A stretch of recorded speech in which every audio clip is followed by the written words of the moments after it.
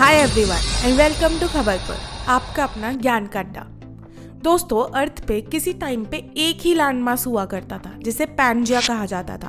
But tectonic plate movements और continental drift के चलते ओवर थाउजेंड्स ऑफ ईयर्स आज वी हैव 7 कॉन्टिनेंट्स, जिसमें से यूरोप, एशिया और अफ्रीका को साथ में बोला जाता है एफ्रो यूरेशिया।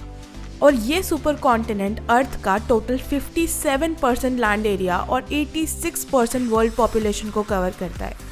यहाँ एक नोटेबल फैक्ट ये है कि यूरोप और अफ्रीका इंडिविजुअली एशिया से तो कनेक्टेड है, लेकिन यूरोप और अफ्रीका के बीच में आपस में कोई ब्रिज, टनल या कनेक्शन नहीं है, डिस्पाइट इनॉर्मस इंफ्रास्ट्रक्चर डेवलपमेंट जो कि दुनिया भर में चल रहा है। आइए जानते हैं ऐसा क्यों है। यूरोप और अफ्रीका के बीच मिनिमम डिस्टेंस है 14 kilometre between the points Tarifa of Europe and point Cires of Africa, and this lies on the strait of Gibraltar.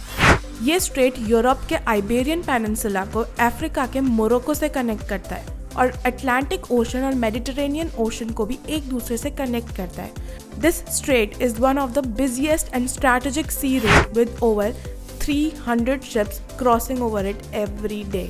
और खास बात तो ये है कि स्ट्रेट ऑफ गिब्राल्टार के अलावा मेडिटेरेनियन सी के बाहर की दुनिया का कोई नेचुरल पाथवे नहीं है। एंड मेडिटेरेनियन सी 22 कंट्रीज और एशिया, यूरोप और अफ्रीका को कनेक्ट करने वाली बहुत ही स्ट्रैटेजिकली इंपॉर्टेंट वाटर बॉडी है। हालांकि यूरोप और अफ्रीका का कोई कनेक्शन फिजिकली नहीं है, they are connected through the Mediterranean culture which is world's one of the most significant, ancient and diverse region, क्योंकि मेडिटेरेनियन बेसिन में ही इजिप्ट, ग्रीस, रोम जैसी अर्ली सिविलाइजेशन स्टैब्लिश हुई थी। यूरोप और अफ्रीका को वैसे कई बार फिजिकली कनेक्ट करने की कोशिश की गई। German architect Herman Miller Soldier ने 1920s में अपना एलेंट्रोपा प्रोजेक्ट इंट्रोड्यूस किया।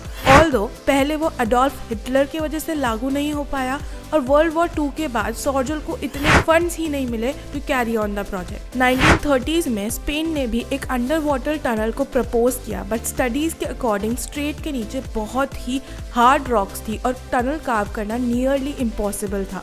इसी के साथ स्ट्रेट ऑफ गिब्राल्टार 3000 फुट गहरा है और इतनी डेप्थ में कभी कोई टनल क्रिएट नहीं करी गई थी। इसके बाद 1979 में स्पेन और मोरक्को ने एक जॉइंट कमिटी फॉर्म करी for construction of potential bridge और उसकी प्रीलिमिनरी स्टडीज कंडक्ट कराई गई।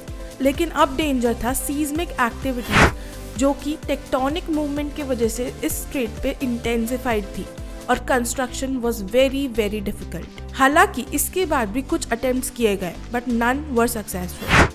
2021 में लेकिन फिर से इन दोनों कॉन्टिनेंट्स को कनेक्ट करने के लिए टनल्स का काम शुरू किया गया।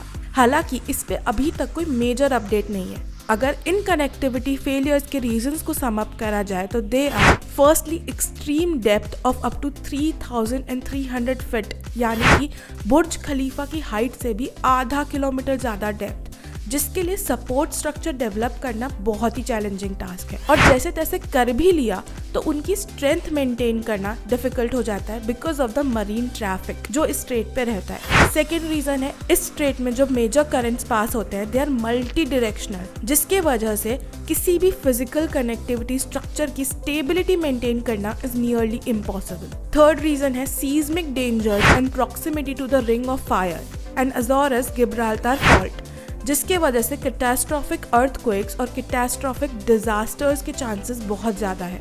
हालांकि अगर ये कनेक्टिविटी हो गई तो इससे ट्रेड, कॉमर्स और टूरिज्म को एक मेजर बूस्ट मिल सकता है, लेकिन इसी के साथ एक डिसएडवांटेज ये है कि रेफ्यूजी इनफ्लो या इलीगल माइग्रेशन भी यूरोप में काफ़ी बढ़ जाएगा, जिसके कारण काफ़ी सोशल इश्यूज क्रिएट हो सकता है। और इस कनेक्टिविटी का एक ऑल्टरनेटिव भी है जो कि है स्ट्रेट ऑफ सिसिली के थ्रू, लेकिन वहाँ डिस्टेंस 14 किलोमीटर की जगह 145 किलोमीटर हो जाता है। और फिर सिसिली भी एक आइलैंड है जिसको मेनलैंड यूरोप से सिसिली और इटली के बीच में एक एडिशनल लिंकेज बना के कनेक्ट करना पड़ेगा, which makes the cost too much to beer.